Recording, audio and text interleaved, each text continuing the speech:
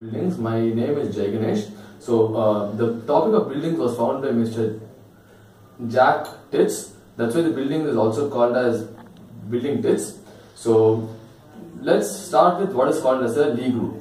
So Lie group was found by Mr. Sophus Lie. So first I'll give you a basic abstract definition just for the sake of it, and then I'll explain it further.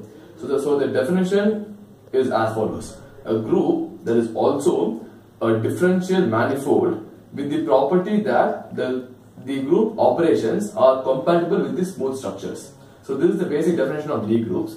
But now we'll be taking one specific case of these Lie groups. So we'll be taking the case of general linear groups, which is a small subcase of the Lie groups. So what is the general linear group? The general linear group is a group of all n-cross-n matrices defined over a field F with the operation of matrix multiplication. And you have other forms of Lie groups as well. So basically Lie groups are divided into 9 categories: AN, BN, CN, DN, E6, E7, E8, F4 and G2. And henceforth, for the sake of illustration, we will be speaking about AN properties. So ANs are the groups of invertible linear transformations in n+1 dimension. So this is the basic definition of AN. So why we need to now do about this Lie theory. Almost every finite group is a part of Lie group. So when I am able to analyze Lie group, I am actually able to analyze pretty much all parts of the finite groups. Now the graphical way of looking at these finite groups is called as buildings. So building is essentially an abstract concept of looking at the Lie groups in a more form of in a more graphical format. So this works on the principle of abstract simplicial complex. So what is the meaning of abstract simplicial complex? Let's say I take a set of a set. So let me define a set of a set as F.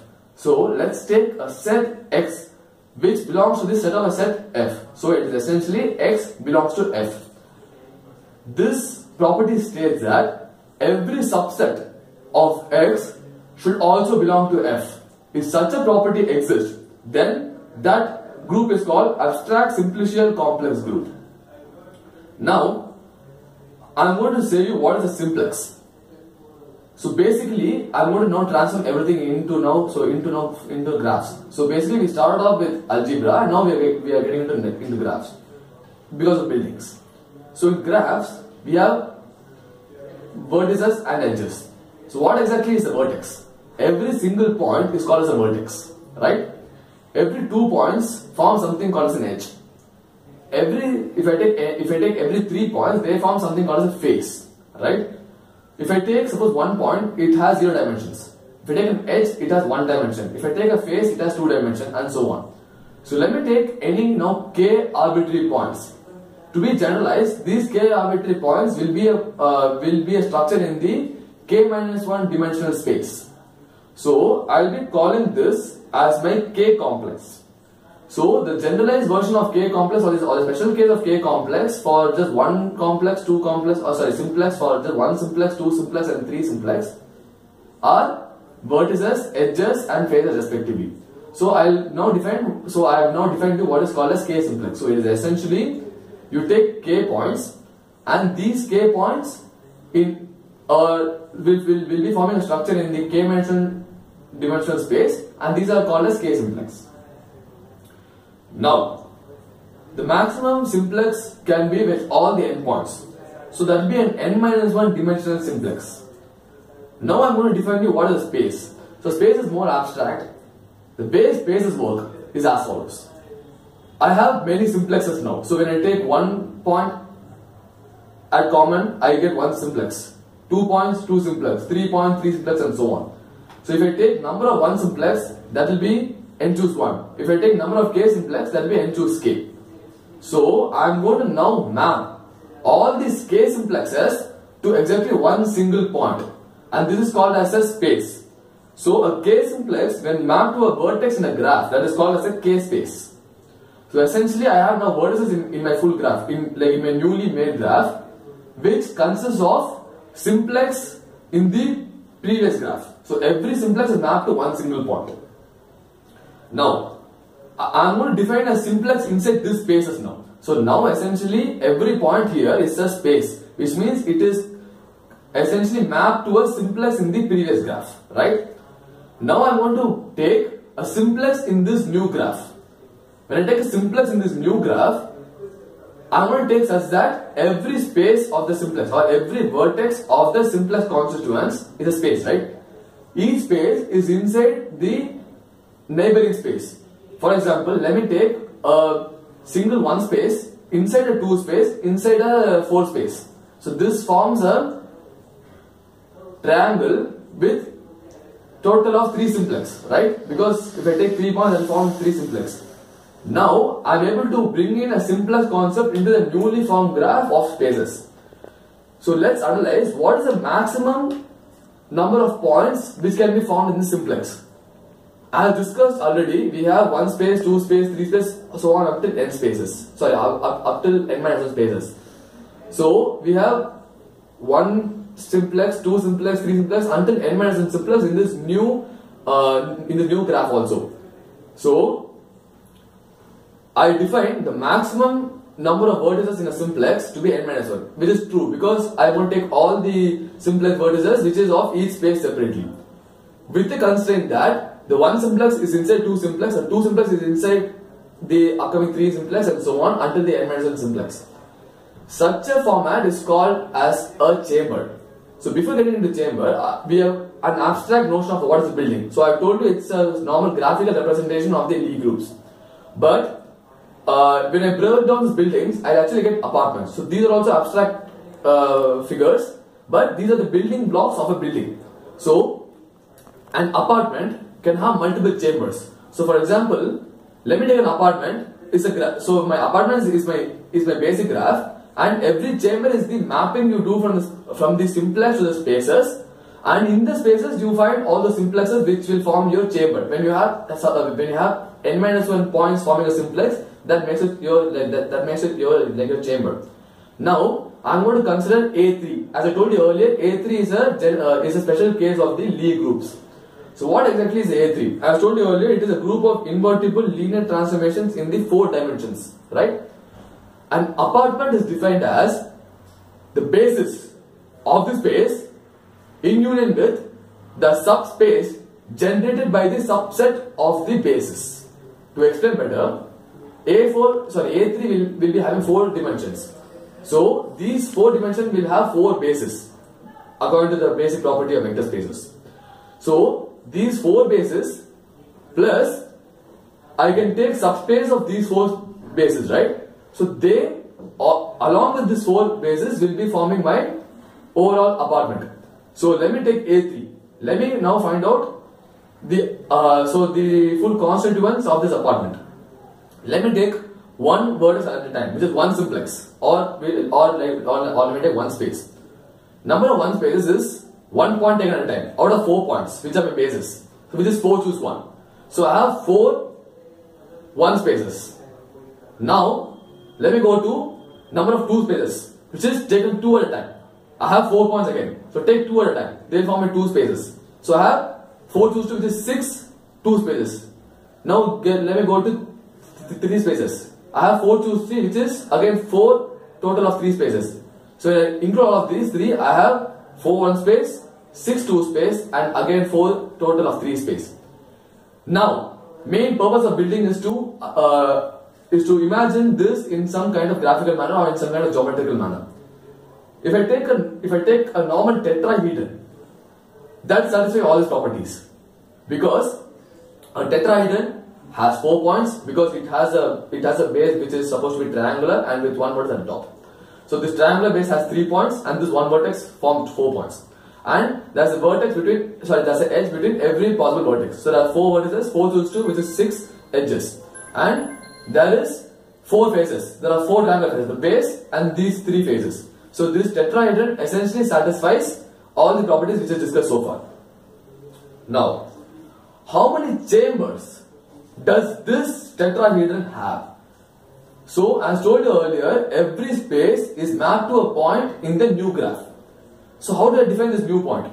For every vertex, which is one single point, the mapping is to itself, right? For every edge, I map it to the midpoint of the edge. For every face, I map it to the centroid of the face. Now, let me consider one single face and let me find the chambers in one single space. When I take a face which is triangular, I start with a single 3-space point which is the center of the triangle. So this is my triangle, this is my center point which is 3-space. These 3 points are my midpoint of edges which are 2 spaces, and these 3 points are 1 space points, right? So my condition for chambers is a 1 space inside a 2 space inside a 3 space, and this will constitute a 3. So this is a 3 space. Now a 2 space should be inside a 3 space, which means the 2 space has 3 possibilities, either of these 3. So there are a total of 3 possibilities for finding a 2 space. Let's say I found out without loss of generality, this has my 2 space. So this is my 1 space, sorry, this is my 3 space and this is my 2 space. From 2 space I have 2 possibilities of finding my 1 space, right? Because the 1 space should be inside the 2 space. So let's say without loss of generality, this is my 1 space. So how does it satisfy my property? This 2 space, essentially, let's say this point is A, this is B, this is C. Vertex 1 is A. Vertex 2 is A, B set. Vertex 3 is A, B, C set. So this 1 is inside 2 and this 2 is inside 3. So this forms a chamber. So there is 3 ways of finding this 2 point, and there is 2 ways of finding the 1 point. So essentially there is 6 ways of finding number of chambers for one single face. But then for a tetrahedron, I have 4 spaces. Sorry, I have 4 faces. Right? Which means every single face will be having 6 points, 6 chambers. So overall I'll be having 24 different chambers. So this is in accordance with the building property and also in accordance with the Lie group, which confirms there are 24 chambers. Now, I want to now make a small comment about about topology here. This tetrahedron is topologically similar to a sphere, and hence this structure of building is also called as a spherical building. Now I would like to discuss 2 main theorems of Mr. Jack. So he said, if I take any 2 chambers that will lie in a common apartment. For example, if you take one chamber this way and one chamber this way, these 2 lie in the A3 apartment, which is in accordance, but I'm not going to discuss the proof here. I'm just going to state as a single theorem. Second theorem is, in any building, all apartments are isotropic. If you don't know what is isotropic essentially means that exists a bijective map between 2 such objects. So if I take any 2 apartments, I have a bijective map which maps one apartment to the other. That is, both the apartments are isotropic. And hence, I would like to conclude here about the buildings topic. And I would like to conclude here the buildings topic, and I would like to acknowledge the superb great work done by Mr. Jack on these buildings, who found it from the basis, and he gave a very beautiful explanation for the Lie groups and Lie theory in a very super graphical form, and there's a very tremendous application of this into various fields of computer science and also mathematics. And I first of all thank the maths department and also Kannan sir for giving me this opportunity to go deep into one single specific concept and to fully explore the concept and to learn a lot of the concept. And I would like to thank once again all my other teammates. Signing off from you is Jai Ganesh. Hi everyone, I'm Vignesh, and the topic given to me in this project is about a mathematician, a famous mathematician, and the mathematician assigned to me is the famous Greek mathematician Euclid. Now, Euclid was born in Alexandria, Egypt, and he lived around the 300 BC. Now, about Euclid, the most important, the most phenomenal work about Euclid is the Elements. The Elements is basically 13 volumes about geometry alone. Now, this is a fun fact.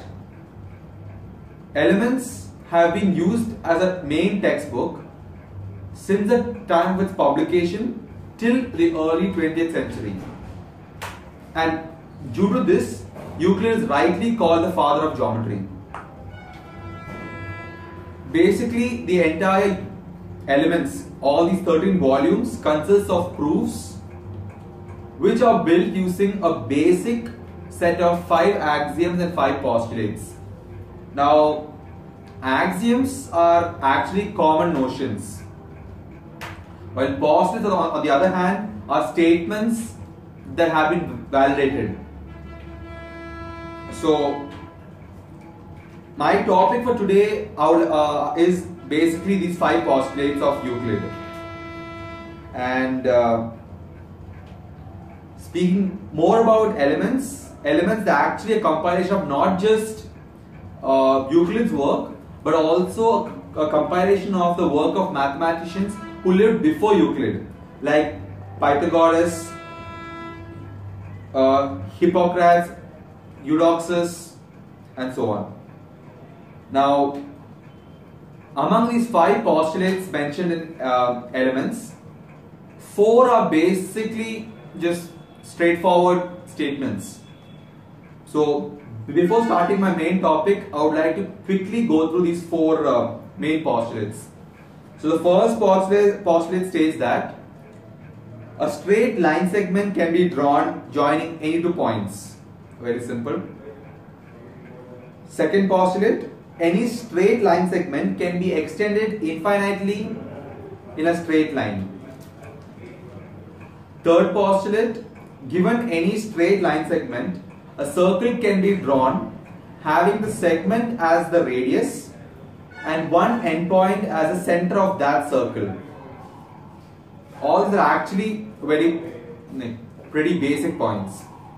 And the fourth postulate is all right angles are congruent. Basically, all angles are 90 degrees. As simple as that. Now, my topic for today is the fifth postulate. Now, the beauty of this postulate is the first 4 postulates that I mentioned till now have been proven, and even Euclid was not able to find a proper proof for the fifth postulate. As a result, in the entire Elements, he has around 28 major proofs, 29 major proofs. Among them, 28 proofs have been solved using the first 4 postulates. However, for the 29th proof, he was not able to solve using the first 4 postulates, and hence he was forced to use the fifth postulate. Now, what is the fifth postulate? Wording wise, the postulate sounds really simple. Given any line and a point, there can exist one and only one line passing through that point which will be parallel to the given line. It sounds simple, but many mathematicians have tried to find a proof for this postulate and have failed or have come quite close to it, but not perfectly. Carl Friedrich Gauss, Ibn al-Qayyim, and many more. So, right now, before going into the uses of the fifth postulate and how significant it was in today's life, I would like to give you a quick example of a small proof, basically a basic proof of how this came about. Pause. So, as I just finished mentioning, I'll be now giving the proof for the fifth Euclid postulate, also called the parallel postulate. So, first giving a postulate statement, I'll be constructing the diagram and finally getting to the proof. So, as the postulate states, given a line and a point, we need to prove that one and only one line can pass through this point such that the line is parallel to a given line. Now let's draw a line through this point that intersects this line, the given line, more like a transversal. So here we have a line. Now take a compass, place the pin over here and find a length at max to this length. So for example, I'm taking a length say this much, here this much. So on dropping the pencil and drawing an arc, here I have a arc, I have a sample arc. Similarly, now place the pin on our given point. So say I took this much, I'll be taking around this much. So dropping a line will give me somewhere around say this much.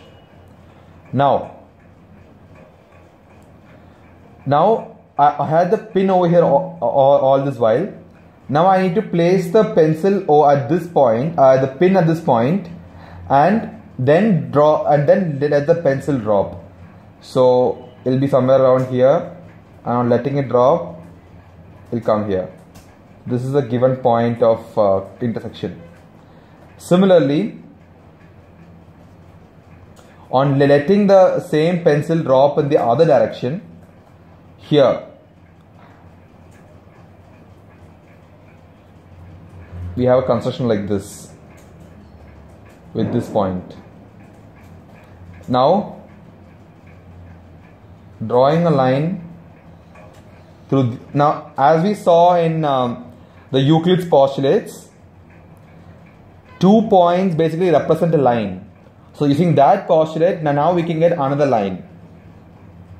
And from this construction we can prove that the given line is the only line possible, or the only line that can be constructed which will be parallel to the given line. Okay, so using basic graph construction and Euclid's first postulate that a line can be drawn between any two given points, we finally proved the Euclid's fifth postulate, the parallel postulate, saying that given a line and a point, only one line can be drawn through that point such that that line is parallel to the given line. So now we have the proof of the parallel postulate. It's not a perfect proof or it's not a valid theorem as such, but it will do for time being. Now, many scientists, as I already mentioned, have gone through and explored the fifth postulate.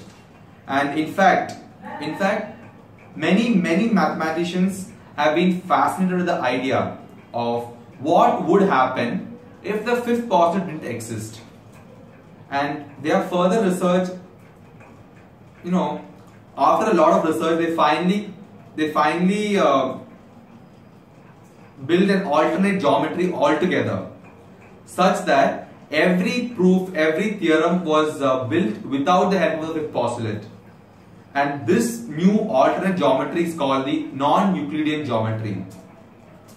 Now, Euclid's Elements tells one side of the story. Flat surfaces behave one way, but the fact that Euclid's Elements does not tell us is that curved surfaces behave another way altogether. So, for example, elliptical surfaces, spherical surfaces, all of them have a different behavior, slightly different behavior one way or the other. Now and if you think non-Euclidean geometry is a myth or it doesn't exist, here's another fun fact. Albert Einstein used non-Euclidean geometry to prove, in fact, it was a major factor in the proof of his general theory of relativity. So, at the end of the day, Euclid compiles all the Euclid's Elements compiles all the work of the mathematicians who lived before Euclid, and Euclid's work finally set stage for the geometry, basically for whatever geometry we see today, so, be it spherical geometry, conical geometry, whatever geometry. In fact, even in mechanics, in many fields, we can see the influence of Euclid. Such was a great mathematician, Euclid. Now with this, I would like to end my part of the topic on Euclid. And for such a wonderful topic and wonderful experience altogether, I would like to thank my TA Sumit and all the TAs in general, and especially our math professors, Professor Kannan and Professor Shubhadeep. Thank you.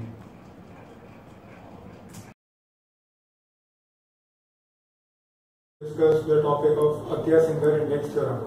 It was proved by two mathematicians, Michael Atiyah and Isidore Singer, in 1963. The theorem is about existence and uniqueness of solutions of elliptic partial differential equations. Now, to know what are elliptic partial differential equations, let u be a function of x and y, then any partial differential equation can be written in the form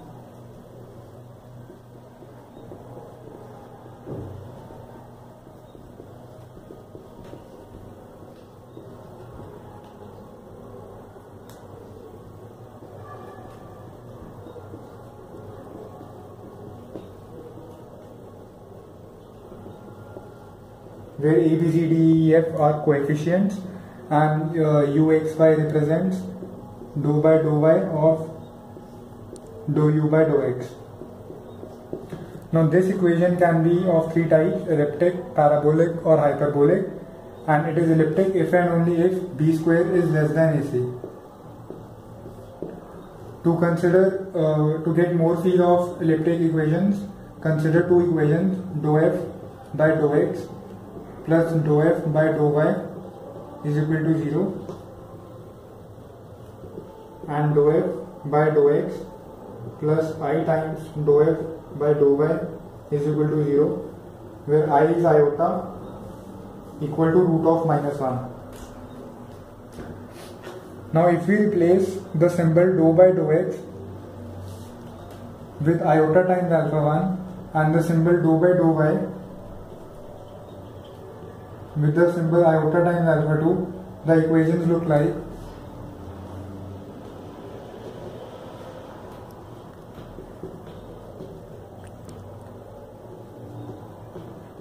clearly alpha 1 equal to minus alpha 2 is a solution of this equation, and whereas the only solution of this equation is alpha 1 equal to alpha 2 equal to 0. So whenever we replace the symbols by alpha i's and the expression is 0 only when all the alpha i's are 0, then the equation is said to be elliptic. So this equation is elliptic and this equation is not. We considered f as a function of x and y only. Now consider f as a function of n variables x1 to xn. Then the equation, differential equation becomes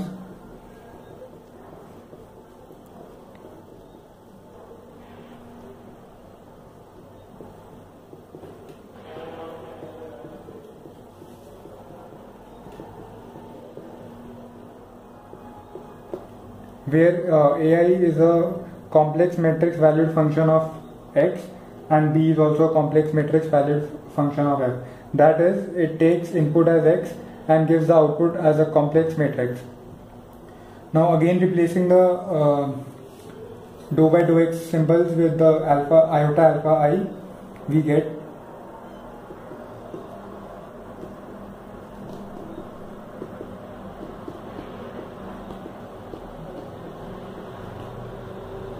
this expression.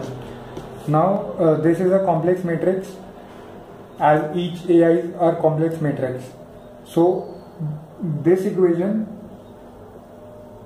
is elliptic if and only if this matrix is invertible.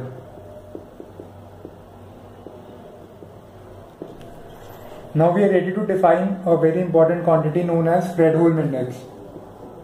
It is defined as number of independent solutions of this equation minus the number of linearly independent solutions of its adjoint equation. Now it turns out that this quantity is a constant when we change the coefficients alpha ai's and b continuously. That is, it is a topological invariant. That is why this quantity is significant. Intuitively, we can think that each elliptic equation represents a topological space. So when we vary the coefficients continuously, then we are transforming from one topological space into the another. So we can say that, in other words, we can say that when we transform from one topological space to the other, the Fredholm index remains constant. That is why Fredholm index is an important definition. Fredholm index is known as analytical index in more general terms. Considering this expression again, and let three conditions be assumed. First condition is that ai and b are polynomial functions of x, where ai's are of degree less than equal to m minus 1 and b is a function of degree less than equal to m. Also, we know that this is a matrix because ai's are complex matrix valued function. Let this matrix be invertible, and also let f of x be a square integrable function, which means that f of x square dx integral over its domain is less than infinity. For example, e to the power minus x is a square integrable function, whereas e to the power x is not. These three conditions basically ensure that we have a well-defined Fredholm index for this elliptic equation. Consider terms of degree m in this expression, then we can define a map from a unit sphere in x alpha space to a set xk, which is set of k cross k invertible matrices. Now, using Bott periodicity theorem, we can assign a unique number to each such map, which is known as Bott invariant, or in more general term it is known as topological index. To understand topological index more, consider an example. N is equal to k is equal to 1. In such case, we will consider all maps from one-dimensional circle to the closed paths and Argand diagram which do not pass through the origin. In this case, the Bott invariant or topological index is nothing but the classical winding number, which is number of times you go around the origin in a path. Now, along a closed path, the Bott invariant would be 1 because the classical winding number would be 1 as you are going around the origin only once, and hence the Bott invariant is also 1. Index theorem states that for an elliptic equation, the Fredholm index or analytical index of the elliptic equation is equal to the Bott invariant of the symbol of the elliptic equation. Now, instead of defining f as a function of n variables x1 to xn, we can define f on a closed manifold also, which is nothing but a finite boundaryless topological space. Roughly speaking, topological space can be considered as a geometrical shape like a torus, etc. Given f on a closed manifold, Atiyah-Singer index theorem states that the analytical index of this f of the elliptic equation equals the topological index or the generalized Bott invariant, that these two indices are equal. The theorem can be proved in two stages. In the first stage, we convert the f defined on elliptic equation into the f defined on the unit sphere, without changing the topological or analytical index. In the second part, we using K theory and Bott periodicity theorem find the topological index and analytical index and prove them to be equal and show them to be equal. Applications of this theorem include: it is a generalization of Weygmann-Roch theorem to a complex manifold of any dimension.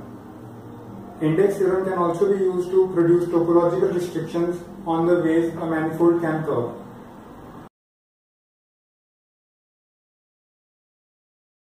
My name is Nikhil and I am going to talk about the applications of mathematics in general life. The topic is RSA cryptography. Suppose you want to send a secret message to someone, then one way is that both of them can meet up and agree to a password. But the problem here is that if they're far apart, then it's very hard for them to meet. And also, if someone needs to send secret messages to so many people, then he needs to maintain keys for each of them, which is very hard. Before we discussed symmetric keys, now suppose you have two keys for each person, public key and private key.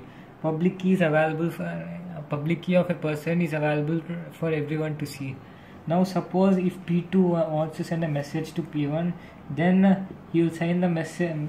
He will send a message with his public key and then send it to P1. Now P1 can only unlock the message by using his private key.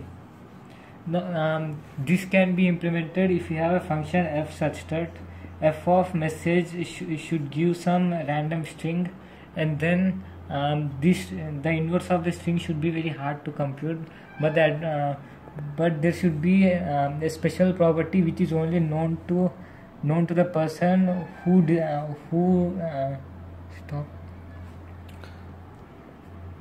the inverse can only be computed if he knows the special property of f. As Raivesh Shamir and Edelman of MIT worked hard to find such function and finally found one, on the assumption that prime factorization is an inherently hard problem. The best algorithm for prime factorization can compute till 232 digit, can beat RSA till 232 digit number, but after that RSA wins. Here the scientists used n and m as the public key, and then suppose if there's a message, then the message is converted to string, converted to a number, say a. Now the signing off with the public key is that the number is converted to a power n mod m and sent to the first person P1, and the person P1 will sign it with his private key. Signing it with his private key is nothing but exponentiating it with the number c such that a power n whole power c is congruent to a mod m. It can be proven that there exists a c for any a, and also the c can be pre-computed easily.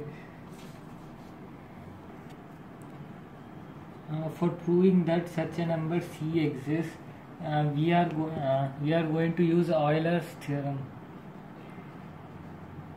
Euler's theorem states that a power phi of m is congruent to 1 mod m. Here phi of m is the Euler's Gaussian function, which states that it is the number of numbers which are less than m and which are co-prime to m. That is, for example, let's take phi of 6. Phi of 6 will be 1, 5, 6, 1 and 5. So it will be 2 because only 1 and 5 are co-prime to 6. Suppose if you take a prime number, say 7. As 7 is a prime, hence all the numbers less than 7 will be co-prime to 7.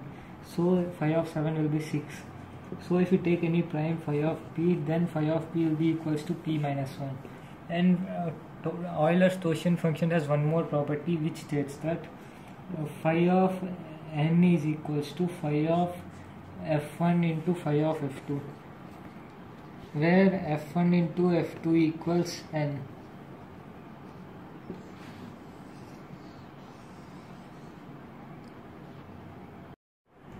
And now if a power phi of p is congruent to 1 mod p, then a power phi of p into some constant k plus 1 is congruent to a mod p. So if phi of p into k plus 1 equals n into c, if there exists a c, if we can calculate the c such that this relation is satisfied, then we can easily exponentiate it with c and decode the message. This can easily be calculated if the exponent is very small. If the exponent n is very small, then it can be easily calculated. For example, if n equals 3, there is no known attack for it, except that if the prime numbers generated is randomized, then we can't even attack it. Now for calculating phi of p, we'll take p Here P is nothing but the modulo there, which is M. So here we'll take M as product of two very large primes which are comparable but not too close, because if they are too close you can easily factorize them. Now phi of M will be from the above theorem phi of P1 into phi of P2, which will be P1 minus 1 into P2 minus 1. Suppose if it's a 500 digit number, then P1 minus 1 into P2 minus 1 will just take around 500 into 500, which will be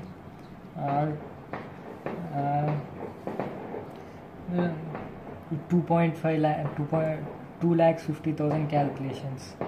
So factorizing it will take normal factorizing it will take root n, which will be if we take a 500 digit, then a product of two 500 digits will be a 1000 digit number roughly. So it will be product of 10 power 1000, which won't be feasible. Okay, now let's take these values as the public key of the person P1. Now the message of the P2 which will be sent to P1 is converted into a number which is said as which will say as 3. Now what we are going to do is we'll first do 3 power n mod n, which will be 3 cube, which is 27, mod 10 will be a 7. Now the 7 is sent to P1, and now the C of P1 will be the number with which we are going to exponentiate it. K into C into n equals K into phi of m plus 1. Now here phi of m will be phi of 2 into phi of 5, as 2 and 5 are primes, which will be 1 into 4, which is 4. Here n is 3. 3c equals 4k plus 1.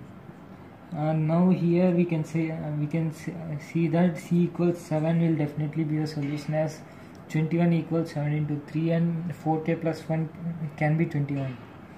Now here if you exponentiate the message 7 power 7, then 7 power 7 will be around 823,543. Now we can say that 7 power 7 mod 10 equals 3, as 3 is the last digit. So here 3 is the given message. So if we exponentiate it with the number c, we will get the original message.